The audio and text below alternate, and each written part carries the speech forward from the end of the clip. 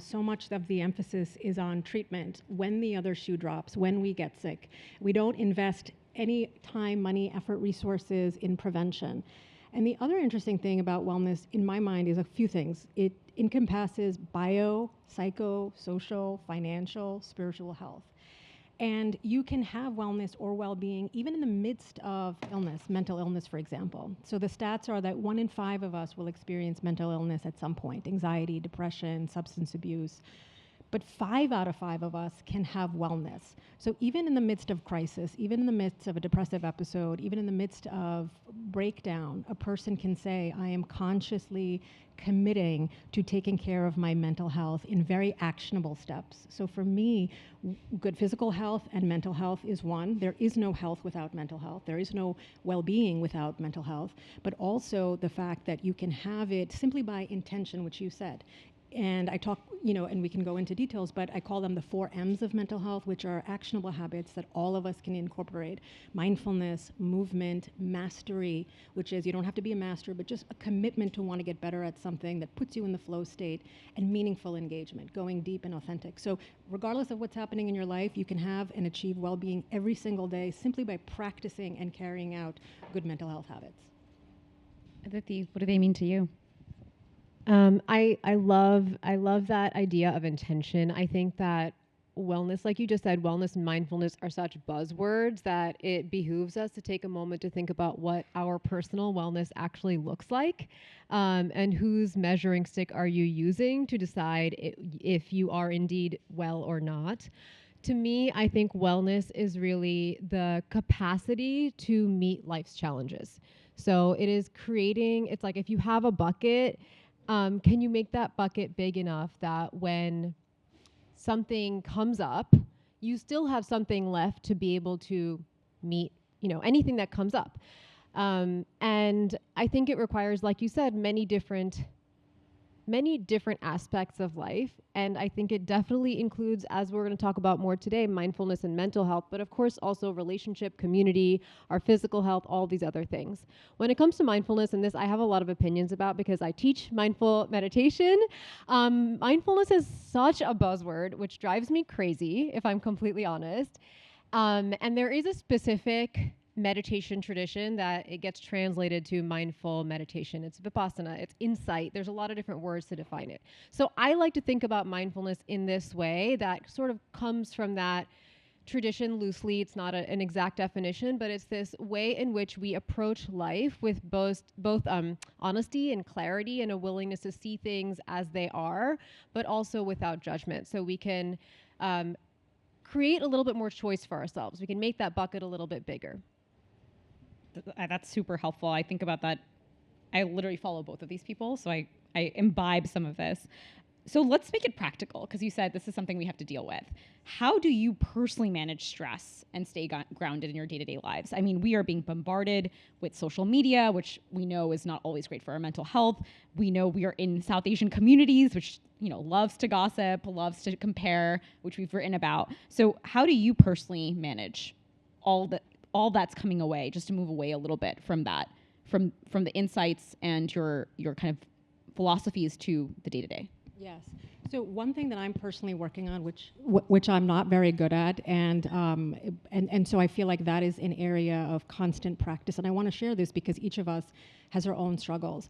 I think I personally struggle with self-compassion. And I learned so much about it in writing of the book, Practical Optimism, and there are 8 pillars. And it's an overarching philosophy in life that you either, it's not something that you're born with. Thank you, Aditi, for sharing. And, I was very much inspired by the elders in my life. My father, for example, and I was talking to Aditi, and he's 88 years old, but he looks like not a day over 70 because he does the Peloton, he does Aditi's mindfulness meditations, he does yoga, he does strength training, he walks 5 miles a day, he helps pick up my kids from school, and it's just such a support system, and he was the original practical optimist in my life. And in these 8 pillars, I grew up watching him and sort of like the Eastern, wisdom and philosophy of the relatives and this ancient wisdom, which is acceptance. And self-compassion requires you to accept things just as they are. It requires you to see yourself as you are, and it doesn't imply resignation. I think so much of the way that I was raised, born and raised in New York, and hustle culture of you must do, you must achieve. There's the human doing, not the human being. And you're always on the go. And being raised in a family of physicians and people who are very dedicated to the community, so much of my life and time was about taking care of others. And the implication was, you're fine, you don't need to work on yourself, you don't need a mental health day. And in medicine, you have 104-degree fever, it doesn't matter. Connect yourself to the IV pole and come, and you're here to work just like everybody else.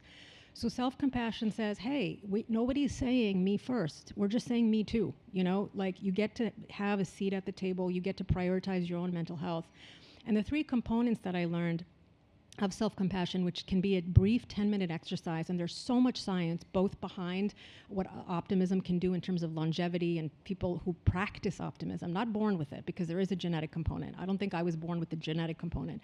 I'm the 80% who has to work on it. But self-compassion says 10-minute exercise that anybody can do, and I have to work on daily personally, which is the mindful acceptance, the mindful awareness of the negative self-talk, right? Berating yourself, I should have done this, why didn't I do this like 5 years ago, why didn't I do this yesterday? The acceptance, and then to me the biggest part of it is the awareness, the acceptance, and the last part is action.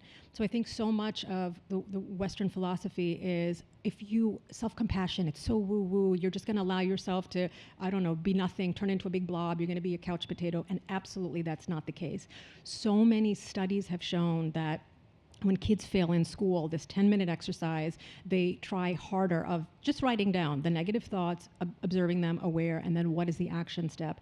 You come back fighting harder and stronger and doing better on the math test. If a parent is struggling with caregiving of children that have special needs, practicing 10-minute self-compassion, where you say, okay, I get it. This is who I am. This is where I am today. What am I going to do from here on out? So creating space for loss, for failure, for grief, and accepting that's all part of life. Because none of us get to leave this world alive, right? We're not going to all have good days. And there's so much, I think, for me, of the wisdom of the ages that have said, it's okay. Acceptance does not mean surrender in the negative capacity, does not mean loss. It means build back better, stronger.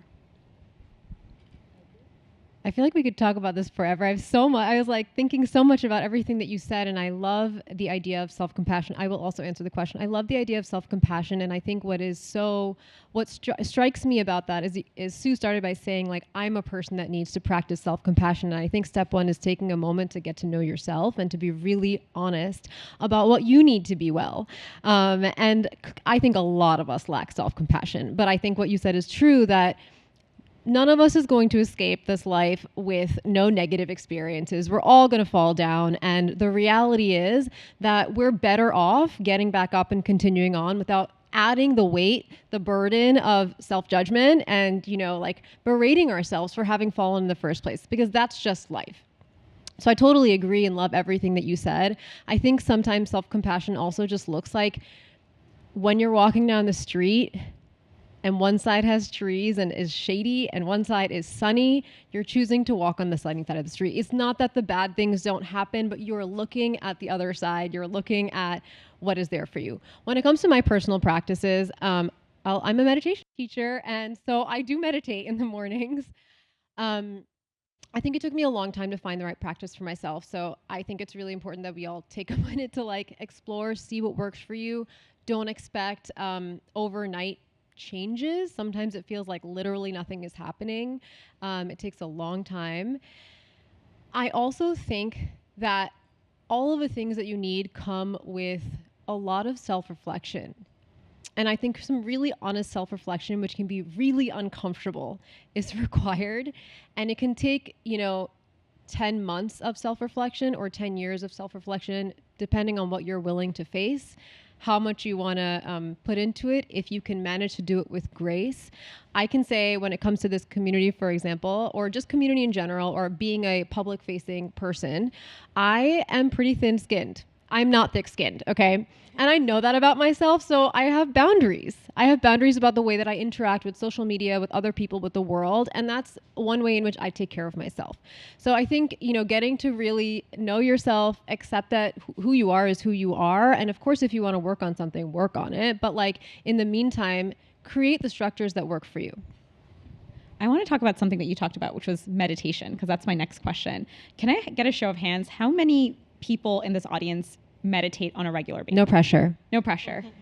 Okay, that is way more than I expected. So I think, Okay, but by the end of this conversation, I need that percentage to go up. Okay. you want everybody to have their hands up. So I think, Aditi, so I had the privilege of having a live Aditi meditation session. We once shared a room and in a hotel for an event, and Aditi was like, let's go through meditation. Those were the hardest 7 minutes of my life because I was really bad at it. So Aditi, for folks who are beginners, or for, you want everybody, everybody's hands to be up, what's your advice for people getting into meditation and how to make it a regular practice? Because frankly, it does seem very intimidating. It is. Meditation is not easy. It's asking us to do the opposite of what our conditioning is. Okay, our conditioning is to lean forward, to think about what's next, to try to make the best of every moment. And meditation is asking us to slow down and pause and be right here and be with what's happening. And that's not what we're used to doing. That said, when we gather our energy in one thing, there's so much power in that. And that's what meditation teaches us. Okay, I won't get into that because I want to answer the actual question, which was how do you start? First of all, I'm pretty sure you can get like a free month of Peloton, just like a free trial. And there is a 3-week intro to meditation program that I put my entire heart into. So like that is a great way to start. There's a lot of little 5-minute talks, which I think are very helpful. I think one of the reasons that people find it difficult to meditate is because we don't have a lot of context. There's a lot of apps. There's a lot of like sort of 10-minute meditations out there. Meditation comes from a lot of spoken tradition, a lot of teacher to student in real life, a lot of community work that is not the way that we necessarily are approaching meditation today. And I think it's really, really important to have the context of what is meditation, what does success look like, what is supposed to happen, and have a little bit of hand-holding along the way, like, so that when you start practicing, you don't feel like it's the hardest 7 minutes of your life. So I'm sorry, I'll be sending you some talks. That was good. I'll be sending you some talks, but I think it's really important to know that meditation isn't a practice of getting it right or being perfect or keeping your focus for 10 minutes. It's actually the practice of beginning again. It's the practice of noticing that you got distracted and beginning again, and then learning to do that with grace, because how important is it to learn that skill so that you can take that out of your practice and into life? And then there's so many different practices that help us in different ways, right? That's like the simplest form of concentration, but you could get into a mindfulness of thoughts where you get to like start to notice this negative voice in your head, or maybe something that's actually a conditioning or a story that somebody else said that you don't need to believe about yourself, so that you can start to change that. Maybe you practice metta, which is a lot of self-compassion, and it's this way in which we start to develop a place in ourselves where we want to take care of ourselves. We want better for ourselves, and then we're able to extend that to others. So there's a lot of different ways in which when we start to practice and we really deeply understand what the practice is, I think it gives us freedom. And I think it just requires a little bit of like understanding and softness. You know, like I'm sure everybody in this room wants to get it right. And you know what? I do too. And meditation is not the place to take that mindset. You're getting it right by showing up. I feel really called out here. Can I just say one Yes, thing? Yeah, please, I feel Dr. so calm, and I'm like, oh, I could just go into a trance state like that. But I just want to add, I loved everything you said, Aditi, and I feel like so empowered, because all of us, it doesn't matter, even though you might be in a position where you're like, somebody said the other day, I didn't realize therapists also need therapists. And I'm like, 100% they need therapists, right? Like, how do they decompress? But what you're saying with meditation, I think freedom, and the word I'm thinking of is perspective. Because a lot of times when I'm in the heat of the moment with something, it feels so big and maybe even catastrophic, and our mind goes to the worst case scenario, jumping to conclusions. In cognitive behavioral therapy, we call this like fortune telling and black and white thinking. There's like 18 big distortions that we do. And for me, whether it's meditation or mindfulness or breath or taking a minute, it's like, oh no, okay, this too shall pass. And that's something I just remind myself. And however you want to get there, the perspective is something I gain, that we're capable, we're going to handle this. It's not the end of the world. Well, Doctor, my next question is actually for you. That's a perfect segue, which is, your book is called Practical Optimism, and you started by saying, hey, optimism is something I have to work at. Mm-hmm. So, what does practical optimism mean to you? Because you put that word in there for a reason. Yes. What's your advice to people? Yes. So first, it helps to just know what the definition of optimism is, which is this genetic predisposition to see the glass as half full. And it is biological, and there are genes associated with it, the OXTR gene or the oxytocin receptor gene, and some of us are born with it and some of us aren't. And if you Explains so much. and if you're not born with it, you may have a tendency to see the glass half empty, pessimism. And don't get me wrong, like, pessimism isn't all bad. I think that in this toxic positivity culture, woo-woo thinking, it's just look on the bright side, and that does nobody any service. So you have to recognize pessimism has a purpose. It protects us. It safeguards us. Pessimists are actually more accurate in their assessments. They're more detail-oriented. They are able to see the whole picture. The only problem is they then get trapped and mired in their negativity. They engage in what's called the 4 Ps of pessimism. There were 3. I added a 4th one, which is taking things personally, thinking that negative things are pervasive, thinking that they're permanent, and then as a result, the 4th one is you become paralyzed. So there is a purpose. Take a little bit of the pessimism in terms of the person who is thorough and does their research, but don't get mired in the negativity. Take a little bit of the optimism. And by the way, extreme optimism is also not helpful. It's called blind optimism, where you bury your head in the sand and you think everything will work out. And these people also become passive because they're like, nah, it'll work out. What health problem? Cholesterol, diabetes. We all have parents who are like that maybe, or grandparents who are like, no, you worry too much. I'm fine, beta. You worry about yourself, right? So the practical optimism marries the best of optimism, which is a dispositional tendency to believe in the best possible outcome. And practical optimists say, okay, that's wonderful. I'm going to not only believe in the best possible outcome, I'm not only going to have that positive outlook, but I'm going to turn positive outlooks into positive outcomes through action. So practical optimism is not just a positive mindset. It is a skill set. It is an action set. It is a tool set that starts with having these 8 Ps: purpose, intention, what is my plan, where am I going? It could be big P, what is my purpose in life? It could be small p, what is my purpose today? What do I want to do here? What do I want to get out of this interaction? Who do I want to meet? Who do I want to talk to? And then it ends with practicing healthy habits. And there's basically emotional regulation, self-compassion, problem solving, being proficient. Self-efficacy is a big part of it. So it's very actionable. It's like if somebody's walking into this thinking this is going to be rah-rah, feel-good cheerleader book, no, it's real. And I'm going to hit you from the very beginning with the reality of life, my life. And I start with how all the blind spots that I had, how I had to sort of, they say, think of your stumbling blocks as stepping stones, and how I was able to sort of work through. And, I've now worked with hundreds or thousands of patients, and the clarity that I gained through my own hardship and challenges. I want to talk a little bit about mental health in the South Asian community. I also want to move the conversation forward. I think a lot of literature in the past, let's say 5 years, talked about mental health in the South Asian community as a stigma. I actually think that's changed a ton, and I see different trends happening. So I'd love to hear from both of you. What are trends that you're observing in this space? I'm seeing people speak to everything from therapists to psychics to executive coaches to even ChatGPT to work through problems. So are there some things that have shocked you in how the community has evolved or not evolved? Are there trends you're observing among people that you're seeing? Is there data that we should be aware of? How do we think about our specific kind of mental health journeys when it comes to mental health for the South Asian community?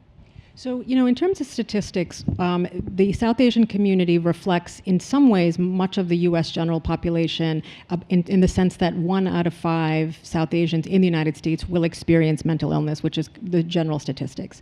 However, what we're seeing is that we don't have a lot of numbers on and a lot of data on bipolar disorder and schizophrenia, and this is really problematic because there is secrecy and shame and stigma. People are not getting help. They're not identifying that relatives may have this illness. They may tend to look to only alternative measures, and which are very helpful, but should be used perhaps in conjunction with more serious mental illness for proper treatment. So folks are getting help later. I always knew when I was in training at NYU 20 years ago, I knew that if we had a South Asian or an Asian person coming onto the inpatient unit, you knew that things were really far advanced, that they had been sick for a long time. But one thing that I found very reassuring is once they got diagnosed, if they had the proper family support, they got better quicker than the average person because the family support. And I'm not saying, and I want to make a generalization that, oh, we all South Asians have tons of support, because it's not the case anymore. Families are living apart. There's a lot of estrangement we're seeing now. But having that either intergenerational support, when people can come together and get and understand sort of biopsychosocial of mental idea of mental health, that treatment is necessary, early intervention. And also, the other day I was at the pediatrician's office with my son, and he's the older one, and he's 12. And our pediatrician is Indian, South Asian, and she asked me to step out of the room. And this was the first time ever in the pediatrician's appointment I was asked to leave. And she had a one-on-one conversation with my son.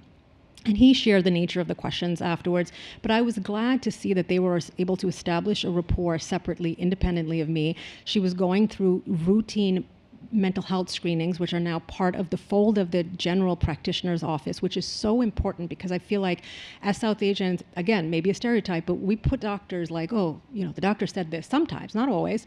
But then there's this idea of, in the primary care visit, when you're going to get your cholesterol and blood pressure and all of that checked, if you can include in that fold depression and screening, you don't have a choice. You can't go anywhere. Like, you're already trapped in that 10-minute appointment. You might as well answer questions about your mental health. The other thing is that South Asians often present with physical symptoms. So they'll say, I'm having trouble sleeping, I'm having GI problems. So the mental health symptoms often take form of either somatization, because it's either more socially acceptable, but sometimes people are not even conscious, but they're presenting physically. So we also got to keep in mind violence and aggression in the home, substance abuse, domestic violence. A lot of times elder members of the community, depending on their language ability and feeling acculturated into the mainstream culture, may have more depression or anxiety, may experience more loneliness. So there's so many factors depending on migration history and education and income level, all of this, and social status. There's a variety of psychosocial factors. But we have moved forward the conversation, especially amongst young people. Like, I've been talking to the media for 20 years, and it's fascinating to see, mental health would be a conversation for a special occasion. May is Mental Health Month, October, September. There were 5 times or 10 times a year, maybe celebrity suicide, you would get called in. Now, especially when the pandemic started, it was all day, every day. And I think younger generation and TikTok, as many negative things as we want to say, or social media, it really has pushed the conversation forward. My only concern is a lot of times folks are coming in self-diagnosing, oh, I saw this on TikTok and I think I have this disorder now and that. Because I treat a lot of patients who are younger. So it's fascinating. There's pros and cons, but I would say overall net positive. Aditi, what trends are you observing in the community? And I have a question for you. I don't know if you'll know the answer to this, but do you know what the statistics are for how many people are on SSRIs? So in general, like, I don't know in the South Asian community specifically because it's so hidden, but when it comes to women in the 40s, there's a huge spike, 40 and above. Like, a lot of women, almost 1 in 4 are being diagnosed, and 1 in 8 above the age of 12 have been on antidepressants in the last month. So what I was going to say is, I do think that the tone in our community in speaking about mental health is changing, but I bet anything that if I were to ask if anybody is on SSRIs, we would not have 1 in 4 hands up. That is not how, we are not there yet with mental health. It is amazing that we are able to have these conversations and that people are acknowledging that mental health is a part of the way that we relate to our culture, our generational traumas, and of course with ourselves. But I just don't think that as a community I don't think we're there yet. I think there's still a lot of work that we have to do. I think that what was the question? No, you're good. The question was what the trends are you're observing in the South Asian community when it comes to mental health, and you're answering it. Okay, great. I think, so I'm going to go one beyond that. I do think that we all need to actually talk about it more and be more open about it and have more space for our friends to come to us and say hey, I'm feeling this way. Because I agree, I think sometimes it is a matter of not being really conscious that the thing I'm feeling goes beyond just not really feeling great, kind of anxious about this or sad about this, or the more you are actually, and that's what's great about therapy too, right? You have somebody else who is trained in noticing the patterns that you are sharing. But we can do that also in community, because South Asians are people that are so in community that we do talk to each other a lot, and we do have sometimes families or friends. I think that being able to be open about these things will really move things forward for all of us. And so, a lot of times people say, like, if I admit that I'm depressed, my family will think that I'm not grateful. They will say, well, do you know how hard I worked to get you to this point? I got you educated. I made massive sacrifices. You don't seem to be appreciating. I mean, they may not say that to you, but there's that feeling of like, I will have disappointed them or let them down, or there isn't this concept. I remember like dukkha, like sadness, like this word would be used. Like there isn't a concept of what depression is and that it can be considered and is considered a medical illness that has cognitive challenges, that has, difficulty paying attention. You might feel slow, your body feels sluggish, you can have GI problems. There's all sorts of problems from head to toe. And I love what you said about like normalizing the conversation about mental health. Like just the way you would say, please pass me the salt, be like, by the way, did you like your therapist? Who did you go to see? What was the outcome of it? And if you don't like them, do you want me to help you find somebody else? I mean, access and barriers, that's a whole other challenge. If you're lucky enough, use your EAP. If you have employee assistant benefits, if not, if there's a university counseling center that's near you, like if you have that option once in your life, please go to therapy. Even if you're like, I don't know what I'm here to talk about, from a prevention standpoint of view, it can go really far. There were a couple of things I teased out of that. Both of these amazing conversations. One is, I think that our community doesn't realize that so much of it is psychosomatic. So next time you are talking to a friend and something's wrong, where they feel like something is happening physically and they can't explain it, like there might just be something deeper. And I'm also hearing that, sometimes you just do need that medical help. Like Dr. Sue is a psychiatrist, regardless of all the prevention, all the wellness that we can tap into. I have two more questions and I want to open up to the audience, and I know we're running a little bit late, but I'm going to bring us back to time by lunch, I promise, so we all can get food. So I think another common way that people feel they might not relate it to their mental health, but I know this is very common, especially among type A personalities, but also especially among, I think, immigrants who are constantly working really hard at their jobs. So the question I have is on burnout, which is, I will rarely hear some of my friends say, hey, I'm feeling not great mentally, or I think I'm having some mental health challenges, but I do hear burnout like almost every single week. And I remember watching a Yale professor, Laurie Santos, defining burnout as when you're doing things that you don't expect to be doing for prolonged periods of time. I don't know if you have different definitions of burnout. I'd love to hear. I'll start with you, Aditi.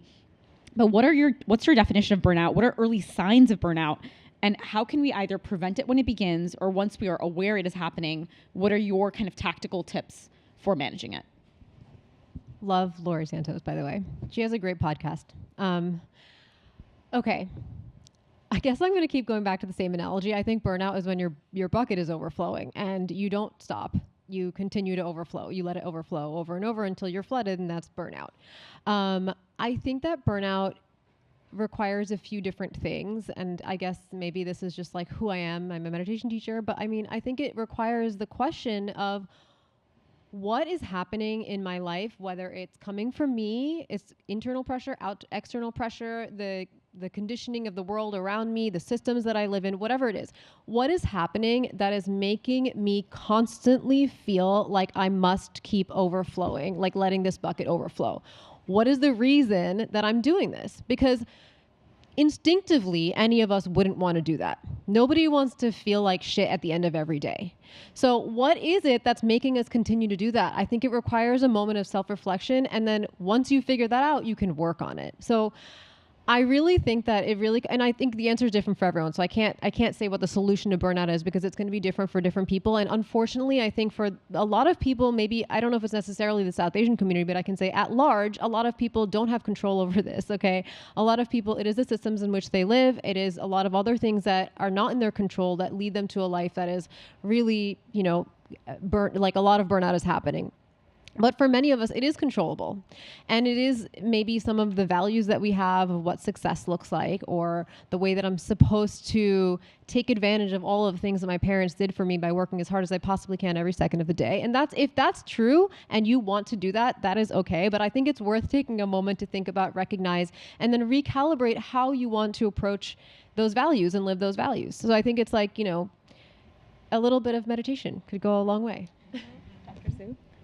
I love that answer, Aditi. Like, to me, the hallmark when I think of stress management is this feeling of, do I have control over what's coming at me, and do I have the capacity to meet? Do my internal resources match what's happening in the world outside? Do I have the ability to meet the expectations? And when you look at burnout, according to the World Health Organization, they usually define it in an occupational situation where they say that a person is experiencing a sense of cynicism, a feeling of not being efficacious in their work, and feeling very irritable and not feeling like they can meet the demands, and skepticism, and just feeling like I don't serve a purpose anymore. I can't do this. I'm not good at it. And I think that sometimes burnout is not the same thing as depression, but burnout can lead to depression when left unchecked. We must take into consideration that there are factors that are beyond somebody's control, systemic factors, societal factors. So we can't blame the person and simply telling somebody in an institution, oh, just be resilient. Well, no, the whole organization needs to be resilient, right? And it has to come from the top down, that if you don't give people any number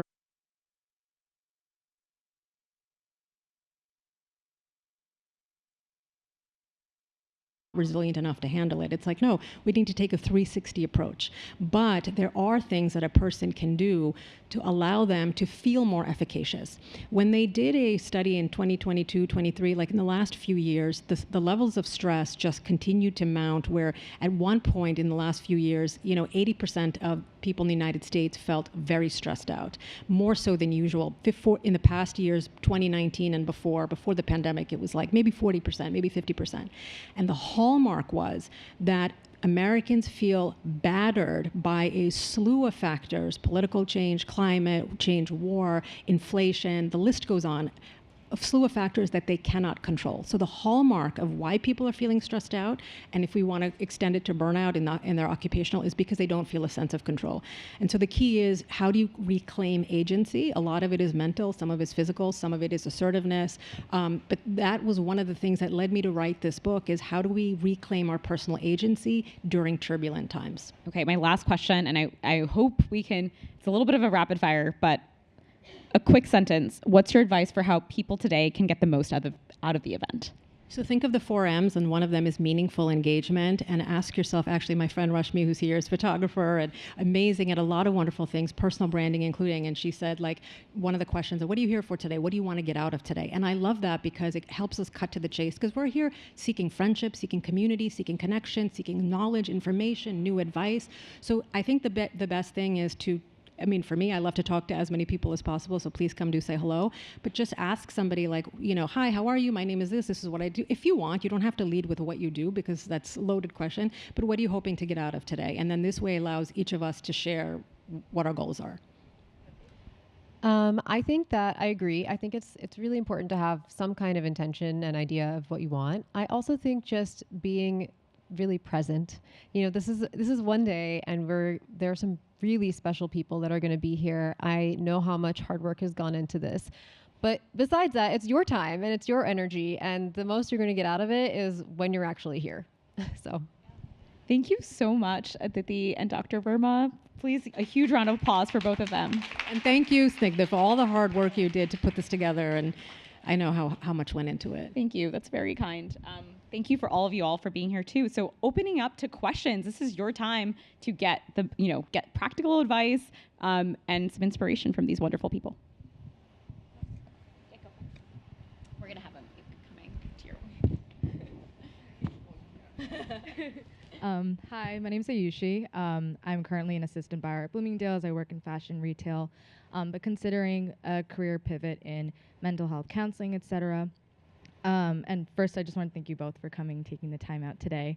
I'd done a little bit of research, so I think Aditi, saw that you went to Rutgers University in mathematics, I believe.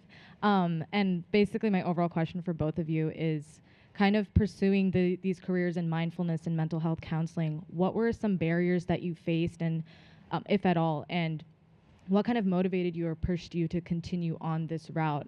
Especially just being South Asian, these topics are still very taboo in families and things like that. So I was just very curious as to how you kind of went around that. I don't know if everyone heard everything Ayushi said, I was a math major at Rutgers. Yeah. So big pivot. Yeah, I started my life in finance, and so yes, big changes. But honestly, okay, barriers that I met. I would say I'm very, very lucky that my parents came around. Growing up, I don't think they were really on board with the idea of a different career than maybe like math or science. But as I was leaving finance and clearly unhappy, my parents were like pretty cool. You know, they were like, okay, we don't want you to be miserable. And I think that one helped a lot, because I know that's like a big barrier for a lot of people, and I do understand that. I would say the other thing was just feeling like I had no idea what I was doing, because I didn't actually plan to get into yoga and mindfulness. That was not my plan. It kind of happened. So I think, you know, having some faith in yourself, having a plan, networking as much as you can, like, and then being open to what happens, will really get rid of a lot of the barriers. Great. Did not know that about you, Aditi. Yeah. Love that. You know, there have been a lot of barriers along the way, always, you know, whether it was, okay, being a pre-med student and in undergrad, and you're organic chemistry professor, and that's the class that you need to, you know, do the best in to be able to get into med school. It weeds people out. And he said, you know, no woman in my class, 30 years of teaching, has ever gotten an A. They just don't have the visual spatial abilities. And I was like, okay. So you're a feminist, I take it. And you know, the first exam everybody failed, and you know, to get a 50, that was like a good grade. And I was like, you know, I knew I wanted to be a psychiatrist, and I wanted to go to med school to do this career path, but this man stood in my way. And I remember, you know, me and two girlfriends like just saying, like, this can't be, like, this is not going to be where it ends for us. And we got help. We went to go talk to him. I mean, everything that you can do, like when you double down. And we were then, the three of us became the first 3 women ever in his history of his 30 years that got an A, and then ended up coming back and tutoring.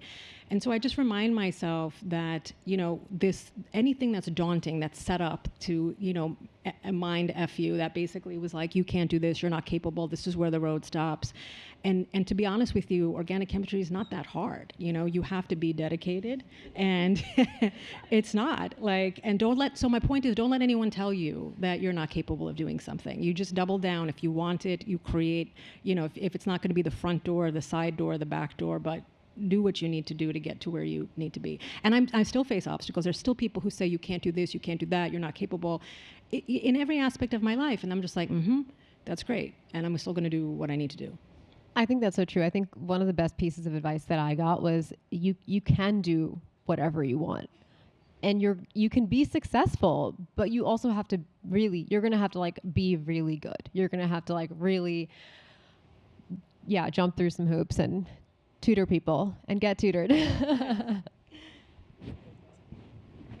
Hi, I'm Andrew. Also, thank you guys for sharing all your valuable advice. I think sometimes when you have, both of you guys are obviously very well, you guys have a lot of advice that can help a lot of people.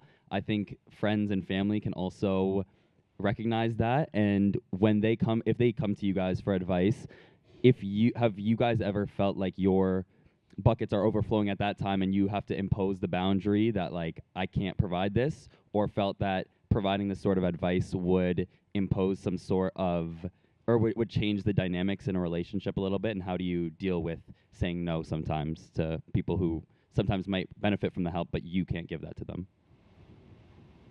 That's such a great question. And, you know, it comes up a lot, like, especially when you work in the mental health field. Like, there are a lot of, like, boundaries where you're not supposed to treat family members. And, you know, my father is a psychiatrist. He's retired now. But growing up, it was very interesting to see in our living room, like, there would always be a South Asian relative, cousin, neighbor who would be sitting in our living, like, I would literally wake up on a weekend and I'm like, oh, okay, there's a session going on in our living room. Where did this, you know, and it was very non-traditional. And that would not happen. But they were considered, like, leaders leaders in the community and mentors.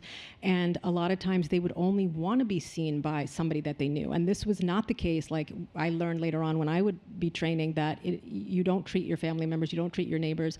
But then in the South Asian community, it was about trust and who do I know, and I trust you and I like you and I want help. So what my dad would always do is like kind of like the starter pack, like help kickstart, like to be like, okay, this is my suggestion, this is what I'm hearing, and then I'm going to very quickly give you a referral to like a trusted person in the community. So I really appreciate that question because no one ever thinks about what is it like to be on the receiving end, and people will often ask me like, is it too much for you to have to take on other people's problems, like whether it's professionally or personally? So I try, like sometimes it's hard to always keep a good network of people that you trust, but I have a few therapists that I will listen to the friend and I'll say, like, I'm so glad that you're sharing this with me. You know, saying to somebody, have you ever considered talking to somebody, or would you, sometimes feels to them, if they're not ready, as an insult, right? They'll be like, what are you suggesting? I'm just having a regular problem. But when that regular problem turns into 3 a.m. phone calls, you know, or too many drunken nights and you're holding their hair back and, you know, you're like, no, this can't be. Like, I think you need professional help. So you're not insulting somebody. And even saying, like, I've had a friend who came to my office and we were like, let's turn the back of your insurance card. Let's make phone calls together. Let's look on psychologytoday.com, ZocDoc.com, or anything.